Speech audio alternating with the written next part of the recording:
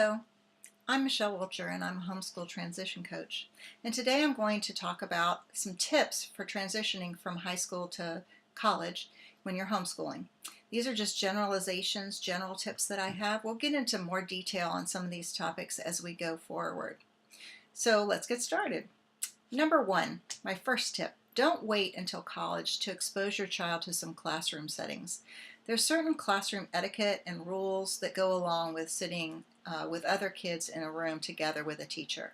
It's important that they have some idea what that etiquette looks like and what those rules are before they actually get into a college classroom. It's just expected that they will understand those things and they will know procedurally how to handle that situation. So give them some experience, some Sunday school classes, classes at the co-op, whatever it is, however you can do that, just make sure they have some exposure to that. Tip number two, don't wait until your child is like in the senior year to start taking those college placement tests, the SAT and the ACT. It's important that they be able to take those tests more than once.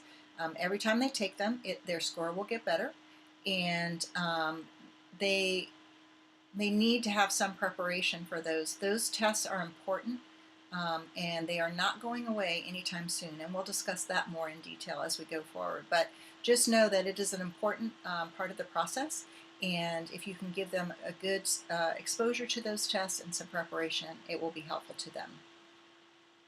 Number three, don't wait until your child has figured out what they want to major in before beginning their college search. The college search itself can help students figure out a little bit about what they do like and don't like. So starting your child early during high school, looking at the websites of certain colleges, learning a little bit about what the college offers, where they're located. Are they rural? Are they in a city? Are they large? Are they small? Are they Christian? Are they non-Christian? Are they Catholic? What is the nature of the environment there?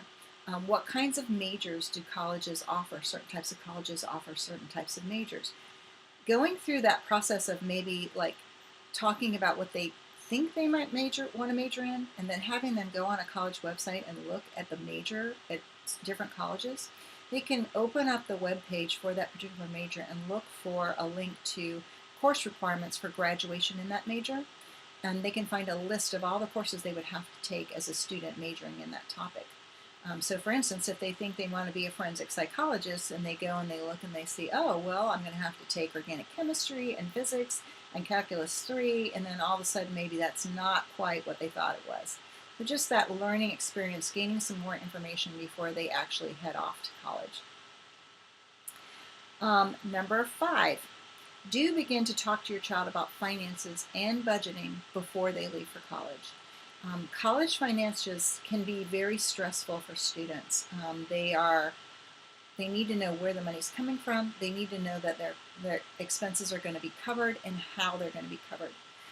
They need to understand what their financial aid is all about and what they're going to owe or be obligated to when they graduate from college.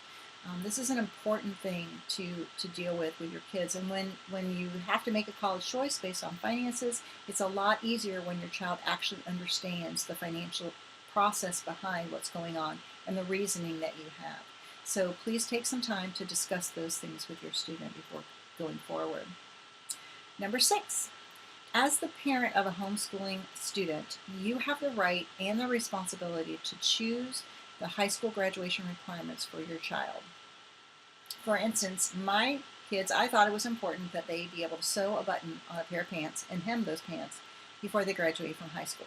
So I made up a course in their high school years that included those things, as well as changing a tire and budgeting and all different kinds of skills that I thought they needed to be a successful person. And I put that on their high school transcript, and it is perfectly fine to do that. You are in charge. You can choose the courses and you can name them what you want. Now, do remember that colleges also have the right to choose their entrance requirements. So if your homeschool graduation requirements don't match the college's entrance requirements, your student may not be able to go to that college. But they may be able to go to a different college or community college or some other avenue that they find is the way that they want to go. So just know that that is your right and your responsibility. In addition to that, tip number 7, As a homeschooling parent, you are responsible for providing a homeschool transcript for your student. You're also responsible for maintaining that transcript for years to come, maybe even forever, because that student may need that high school transcript at some point down the road. So you may be able to hire someone to do it for you. You may have your child in a co-op or some kind of school covering that will do that for you. Whatever it is, you may do it yourself, but whatever it is, you are responsible for that, and you're responsible for maintaining that transcript. So keep that in mind as you go forward. My last tip is there are so many resources out there these days on homeschooling high school. And we'll talk about some of these as we go forward, some of the things that I use. We're going to talk about transcripts in depth, choosing courses, how to figure out AP dual enrollment, all that CLEPing, what is that? We're going to talk about all of that.